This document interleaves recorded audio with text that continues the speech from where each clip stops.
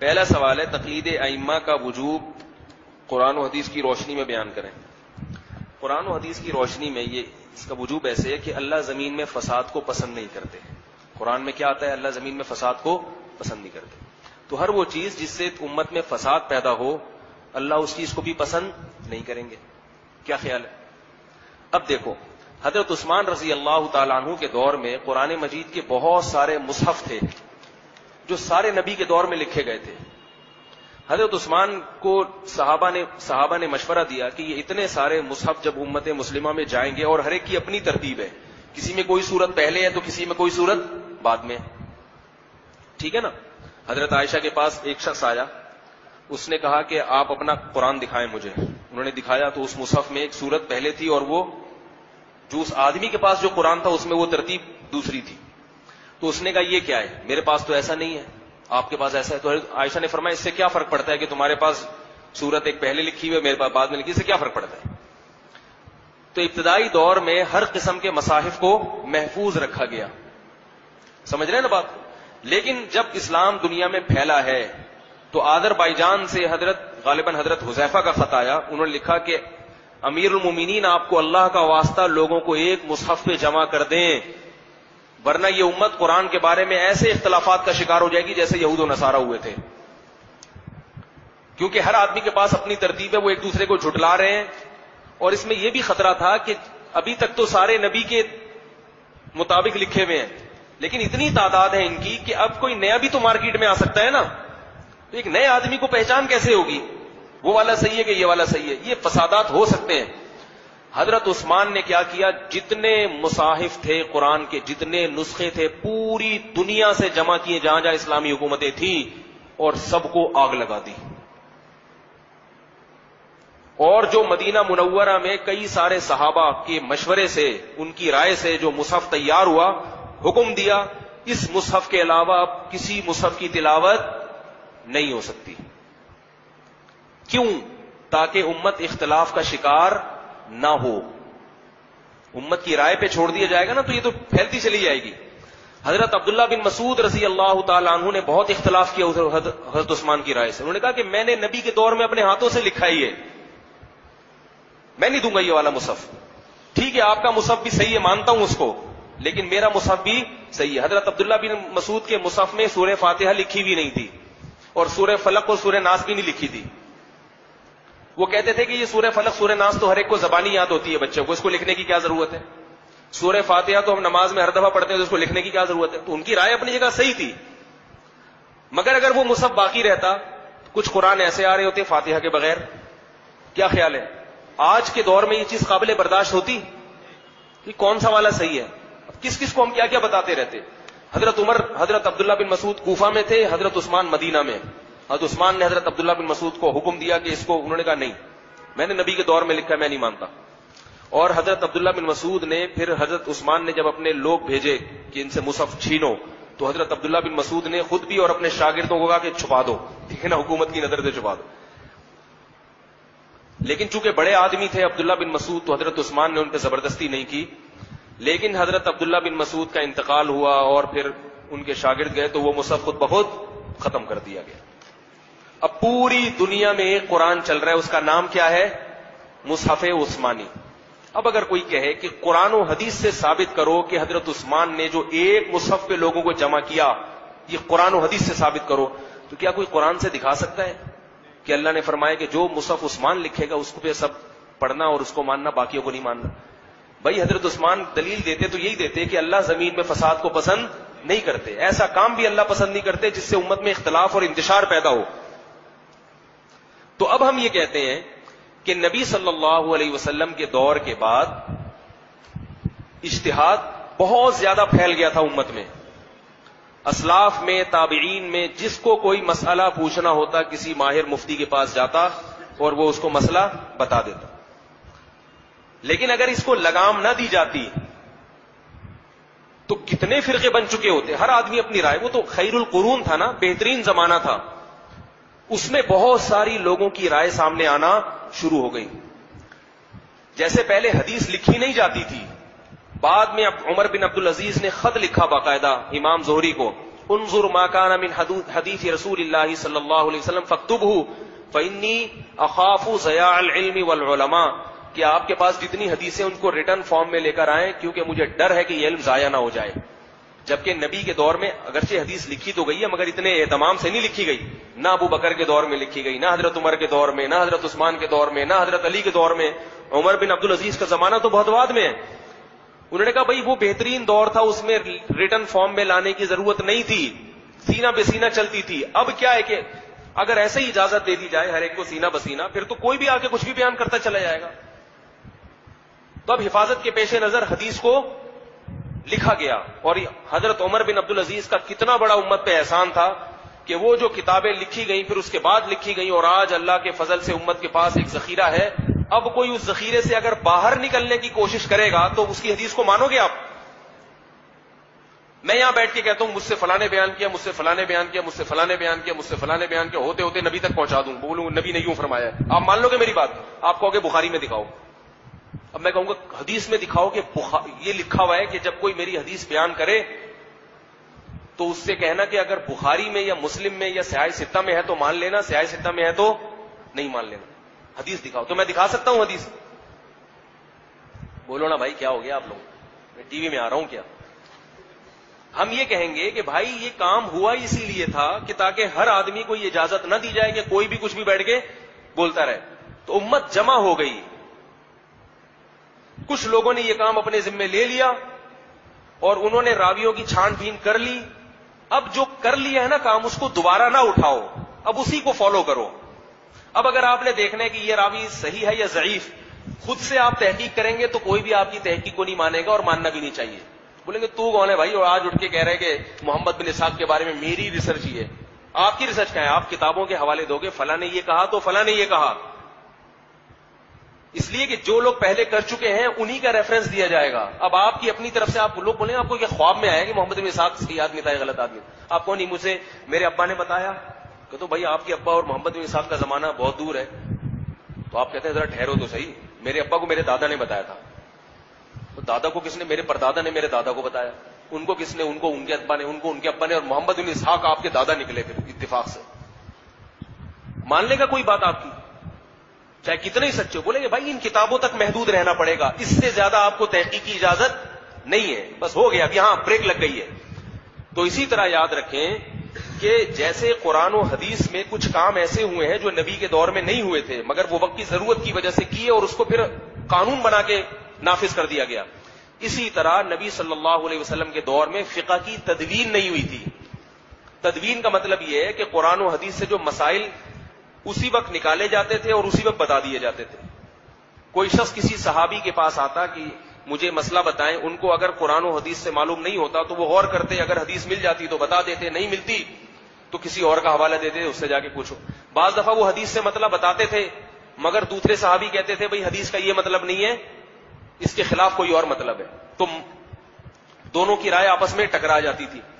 پھر نیچے والے طبقے کو اجازت ہوتی تھی بھائی تم نے اس کی رائے کو فالو کرنا ہے یا اس کی رائے کو فالو کرنا ہے.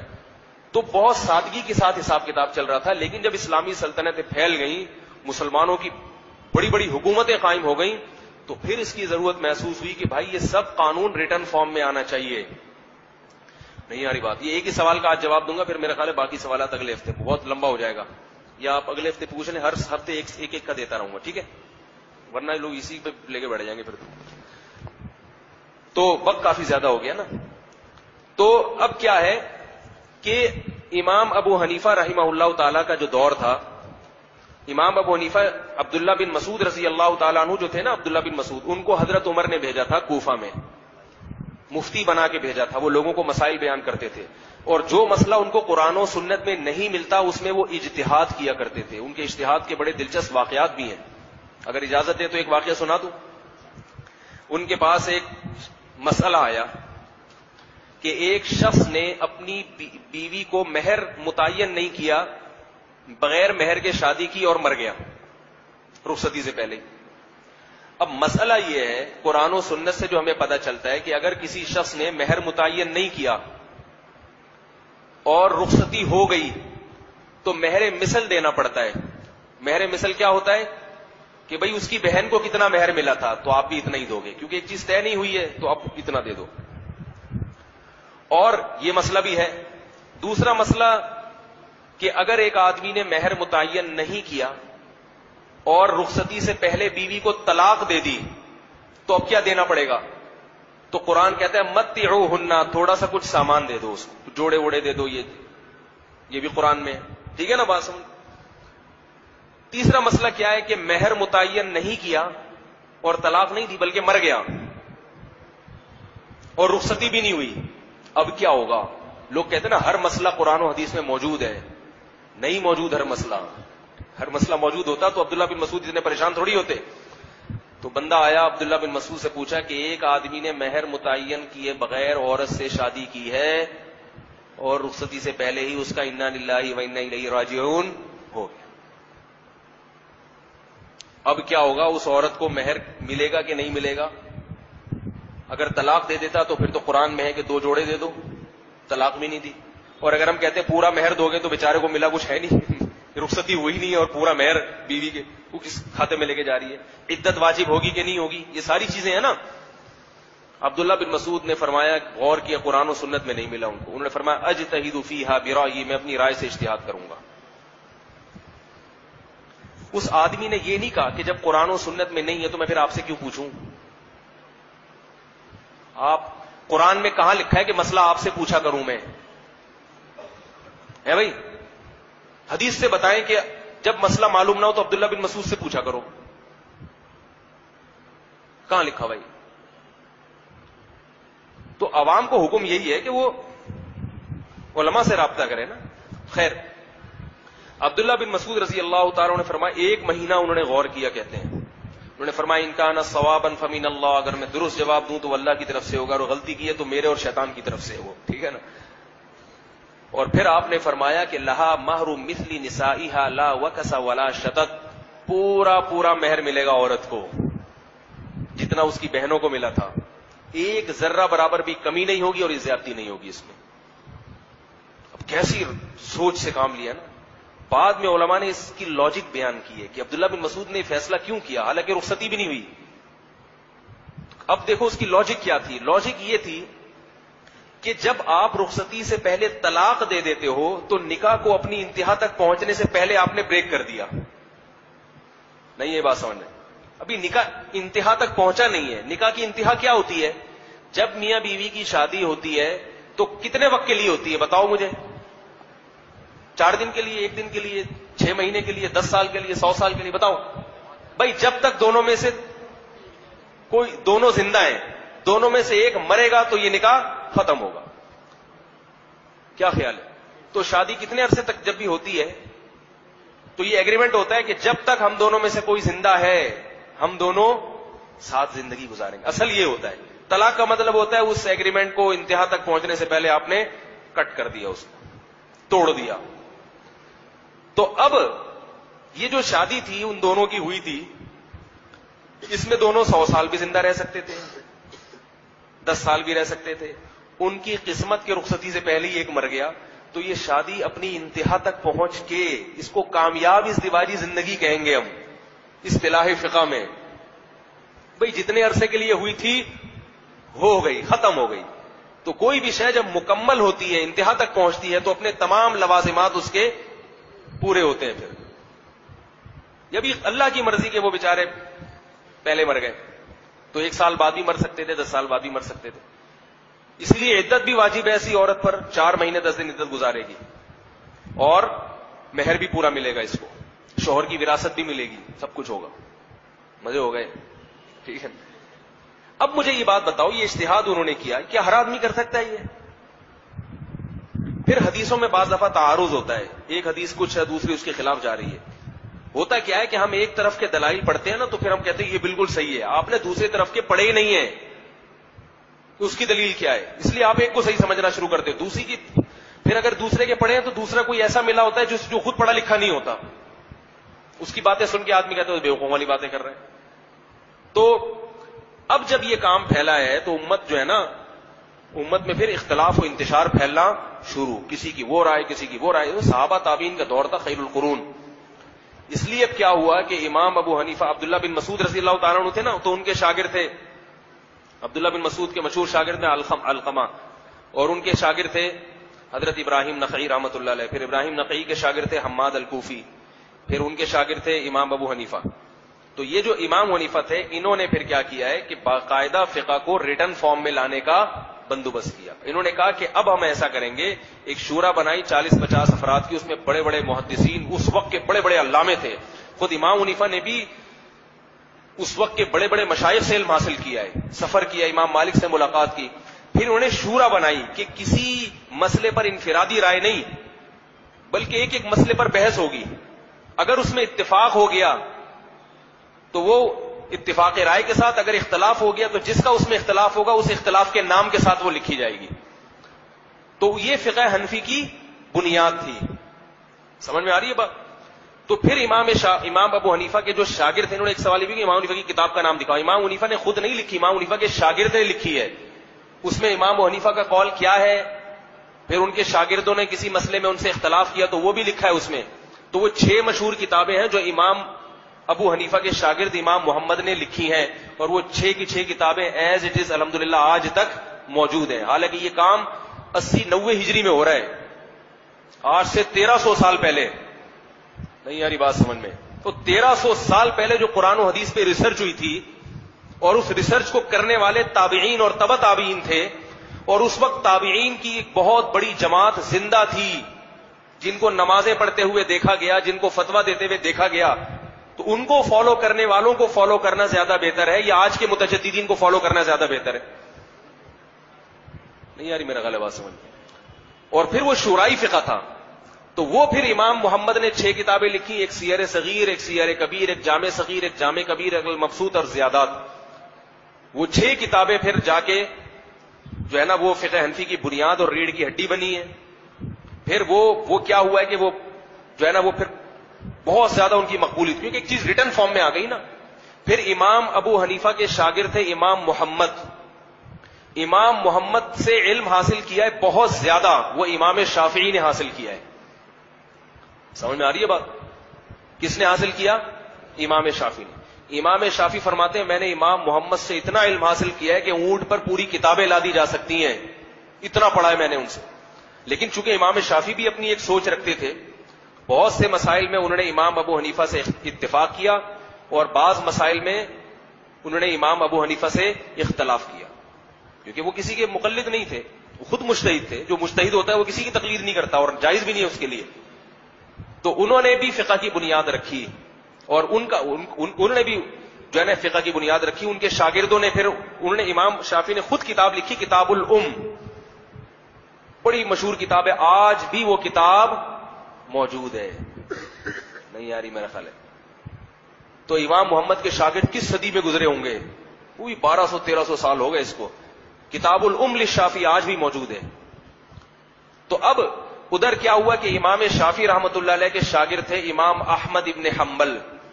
وہ بھی صاحب استعداد تھے, انہوں نے بھی علم حاصل کیا, اہل کوفہ سے بھی, اہل بصرہ سے بھی. تو ان کا بھی کچھ مسئلوں میں اختلاف تھا امام شافعی سے. بہت سے مسائل ان کے ایسے جس میں وہ امام ابو حنیفہ سے متفق تھے, امام احمد بن حنبل, لیکن اس میں امام شافعی سے انہوں نے اختلاف کیا. اور بہت سے مسائل میں امام شافعی سے متفق ہوئے, اور اختلاف کس سے کیا؟ امام احمد بن حنبل سے. تو ان کا بھی فقہ مدون ہوا, ان کے شاگردوں نے اس پہ کام کیا. ادھر امام مالک کا مدینہ میں فقہ مدون ہوا. اور اس کے علاوہ بھی یہ جب کام شروع ہوا تو اور بھی فقہا تھے جنہوں نے اس کی تدوین شروع کی, ان کے شاگردوں نے فقہ کو مدون کیا, مگر وہ زیادہ چلے نہیں.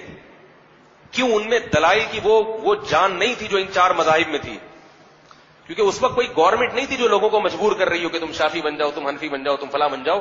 اس وقت آزاد ماحول تھا, لوگ آ کے مجالس میں بیٹھا کرتے تھے, تو جس کو جو سمجھ میں آتا تھا وہ اس وقت کے لوگ آج سے بہرحال بہتر ہوں گے, تو وہ فالو ہوا. پھر ان کی شروحات لکھی گئی, فقہ حنفی کی جو 6 کتابیں تھیں ان کی شروحات لکھی گئی. وہ شروحات ہوتے ہوتے ہوتے ہوتے اتنا حجم پھیل گیا ہے کہ آج سینکڑوں کتابیں ہیں فقہ حنفی پہ, سینکڑوں کتابیں ہیں فقہ شافعی پہ, سینکڑوں کتابیں مالکیہ, اور وہ بڑی ترتیب سے لکھی گئی. وضو کے باب الگ لکھے گئے, طلاق کا الگ لکھا گیا, نکاح کا الگ. اس کو چھانٹ, صحابہ کے دور میں تو ایسا نہیں تھا, تو پھر ان کو پڑھایا گیا.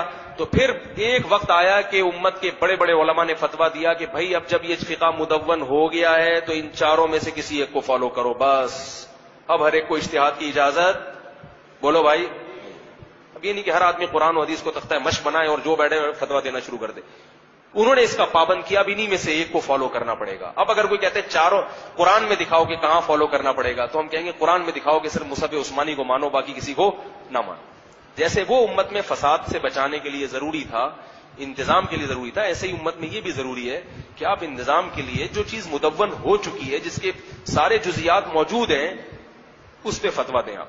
اور اگر اس سے نکلنا ہے تو علماء نے اس کے بھی اصول بیان کیے کہ ایک آدمی حنفی مذہب کو فالو کرتا ہے تو کس موقع پر وہ کس مجبوری میں شافعی مذہب کی طرف جا سکتا ہے. نہیں یاری بات, یہ بھی اصول طے ہو گئے. ایسا جمود نہیں ہے کہ آپ ایک مذہب کو چھوڑ ہی نہیں سکتے, اس کے اصول اور ضابطے طے کر دیے تاکہ دین تختہ مشق نہ بنے, خواہشات. اب دیکھو میں ایک واقعہ سناتا ہوں. ایک دن لاہور سے میرے پاس ایک اہل حدیث کا فون آیا. وہ مجھے کہنے لگے کہ مولوی صاحب مجھے یہ بتائیں کہ لڑکی کی ولی کی اجازت کے بغیر اس سے نکاح ہو سکتا ہے؟ لڑکی کے ابا راضی نہ ہو. میں نے کہا ہو سکتا ہے, فقہ حنفی میں جائز ہے چند شرطوں کے ساتھ. وہ شرطیں میں نے بتا دی, میں نے کہا جائز ہے. ایک دم مجھے خیال آیا کہ لاہور میں اہل حدیث بھی بہت ہیں, بہت سے مسائل پوچھتے ہیں مجھ سے. میں اہل حدیث کو یاد رکھو گمراہ نہیں کہتا, میں ان کو یہ تقریر کر کے یہ تو بتاتا ہوں کہ ایک مذہب کو فالو کرو. اگر پھر بھی کوئی نہیں کر رہا تو بھائی نہیں کر رہا تو کیا کریں, زبردستی تو نہیں آپ کسی کو اپنی رائے توپ سکتے. ٹھیک ہے جو قرآن و سنت کو مان رہا ہے نا, ٹھیک ہے, نہیں کر رہا تو ہم کیا کریں. تو گمراہ ومراہ نہیں کہہ رہا نا, میں کسی کو جہنمی کہہ رہا ہوں. تو ان کا فون آیا, انہوں نے مجھ سے کہا, میں نے ان سے کہا, میں نے کہا آپ اہل حدیث تو نہیں ہیں؟ اس نے کہا ہاں میں اہل حدیث ہوں. میں نے کہا اہل حدیث کے علماء جتنے بھی ہیں وہ یہ کہتے ہیں کہ لڑکی کی باپ کی اجازت کے بغیر لڑکی کا نکاح نہیں ہوتا. کہہ رہے میں کسی کو نہیں مانتا, میں صرف قرآن و حدیث کو مانتا ہوں.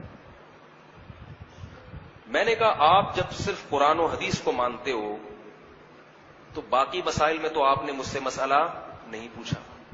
کیا خیال ہے؟ یہ فساد بتا رہا ہوں جو جس فساد سے بچنے کے لیے علماء نے کہا ایک مذہب کو فالو کرو. اب مجھے تو خوش ہونا چاہیے تھا نا, چلو اہل حدیث ہیں مجھ سے مسئلہ پوچھ رہے ہیں تو اچھا ہے, ہمارے مسلک میں ایک اور آدمی کا اضافہ. تو میں نے کیا کرنا ہے ایک مسلک میں ایک بندے کا اضافہ, مجھے پیسے ملیں گے کیا اس پہ؟ میں تو اصولی بات کروں گا نا. میں نے کہا آپ جب اہل حدیث مسلک کو فالو کر رہے ہو اس لیے کر رہے ہو نا کہ آپ کو وہ لگتا ہے کہ وہ قرآن و حدیث کے زیادہ قریب ہیں, تو پھر یہ مسئلہ ان سے پوچھو نا آپ. اب آپ کو عشق ہو گیا کسی لڑکی سے, اب آپ فقہ حنفی سے مسئلہ پوچھ رہے ہو, کہہ رہے نہیں کوئی دلیل تو ہوگی نا آپ لوگ کے پاس بھی اس کی. آپ لوگ کے امام حنیفہ کے پاس بھی تو کوئی تو دلیل تو ہوگی نا. میں نے کہا دلیل تو رفع الیدین نہ کرنے کی بھی ہے ہمارے پاس, آہستہ آمین کی بھی ہے ہمارے پاس, 3 طلاق کو 3 کہنے کی بھی ہے ہمارے پاس, فاتحہ نہ پڑھنے کی بھی ہے, امام کے پیچھے فاتحہ نہ پڑھیے اس کی بھی ہے. یہ کوئی غلط تو نہیں نہ ہوئی ہے وہی. باقی سارے مسئلے ان سے پوچھ رہے ہو اور جب لڑکی سے شادی کی باری آئی تو ہم سے پوچھ رہے ہو. یہ کوئی غلط تو نہیں نہ ہوئی پائن, وہ لاہور کے تھے نا. تو یہ فساد ہے, دین کو تماشا بنے گا. بھائی دلیل اہل حدیث کے پاس بھی ہے, حدیث کے الفاظ ہیں ایما امرأۃ نکحت بغیر اذنها فنکاحها باطل باطل باطل. جو عورت اپنے باپ یا ولی کی اجازت کے بغیر نکاح کرتی ہے اس کا نکاح کلعدم ہے کلعدم ہے کلعدم ہے. حدیث کے الفاظ ہیں. تو دلیل ان کے پاس بھی ہے. اسی وجہ سے امام شافعی کا بھی یہی مذہب ہے, امام احمد بن حنبل کا بھی یہی مذہب ہے کہ لڑکی کے باپ کی اجازت کے بغیر شادی نہیں ہوتی. امام حنیفہ کی دلیل کیا ہے وہ تو میں ابھی چھیڑ ہی نہیں رہا نا یہ ٹاپک.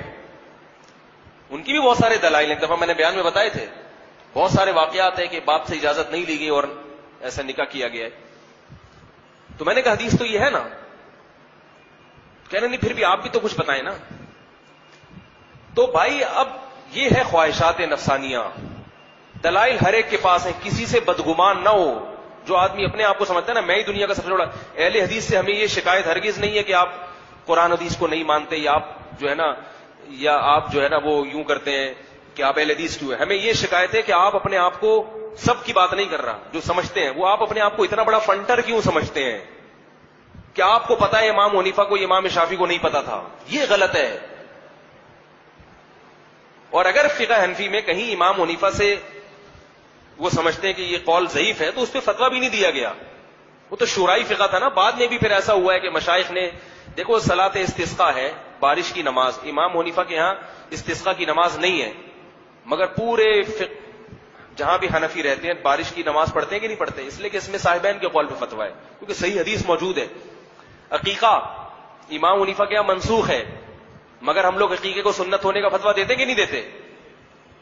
تو یہ جو امام حنیفہ کا قول حدیث کے خلاف لگا تھا تو اس کے خلاف فتویٰ امت دے چکی ہے۔ یہ کوئی دین یتیم نہیں ہے کہ اب نئے سرے سے آپ اس کی، یہ سارے کام پہلے ہو چکے۔ ہم کو اتنے ایسے بیکار ہمارے بزرگ تھوڑی تھے کہ جن کو پتہ ہی نہیں تھا کیا ہو رہا ہے، سب چیزیں ہو چکی ہیں۔ اب خود سے کچھ نہ کرو، اسی میں سے ایک فقہ کو فالو کرو اور دوسرے سے عقیدت محبت رکھو، بھائی یہ بھی صحیح ہے یہ بھی صحیح ہے۔ تو یہ ہم اس کی طرف دعوت دے رہے ہیں کہ اس میں پھر کیا ہوگا کہ امت میں اتحاد پیدا ہوگا، اور اگر کوئی نہیں کرتا فالو وہ اہل حدیث ہی بنتا ہے۔ تو میں یہ بھی کہتا ہوں کہ بھائی پھر اہل حدیث میں بھی کسی سنجیدہ عالم کو پکڑیں، تقلید تو وہاں بھی کرنی ہے آپ نے، امام حنیفہ نہیں کرو گے تو اپنے کسی عالم کے کرو گے، اگر کرنا ہے تو کسی سنجیدہ عالم کو پکڑیں جو دوسرے مذاہب کو یا دوسرے علماء کو بے وقوف نہیں سمجھتا، کیچڑ نہیں اچھالتا ان پہ، امت کو افتراق و انتشار میں مبتلا نہیں کرتا، امت کو خواہشات نفسانیہ کا راستہ نہیں دکھاتا۔ خواہشات نفسانی کا راستہ کون دکھائے گا؟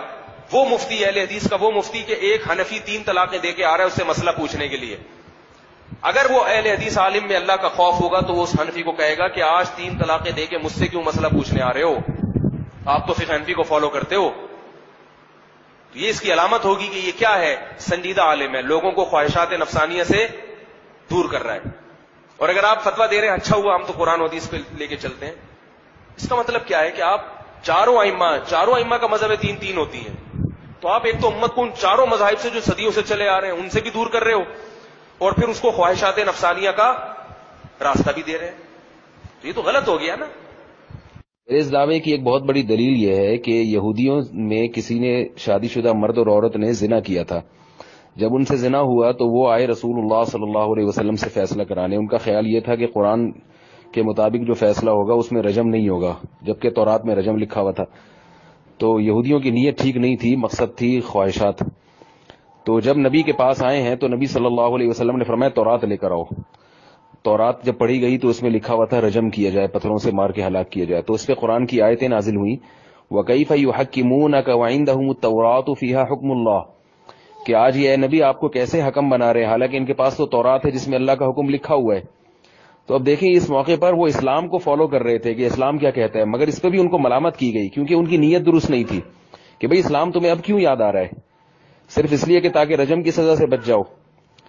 تو جب اسلام کو کفر سے کو چھوڑ کر اسلام کو فالو کرنا اگر بری نیت سے ہو تو وہ قابل قبول نہیں ہے۔ تو اسلام ہی میں اگر کوئی فقہ ہے اور اس کو فالو کرنے والے کی نیت صرف اور صرف اس اپنے فقہ سے نکلنے سے یہ ہو کہ خواہشات کی غلامی ہو، خواہشات کی پیروی ہو، کہ وہاں سے میں یہ مسئلہ لے لوں، یہ مسئلہ ادھر سے لے لوں، یہ مسئلہ ادھر سے لے لوں، تو یہ کیسے ناجائز نہیں ہوگا؟ اس کو کون جائز کہے گا؟ تو ان بنیادوں پر امت نے فتویٰ دیا ہے کہ ان چاروں فقہ مدون ہو چکے ہیں، ان میں ہر طرح کی بحثیں ہو چکی ہیں، لہذا انہی میں سے کسی ایک کو فالو کیا جائے، کیونکہ یہ بہت، اور اس میں اگر آپ کو کوئی چیز کمزور لگتی ہے تو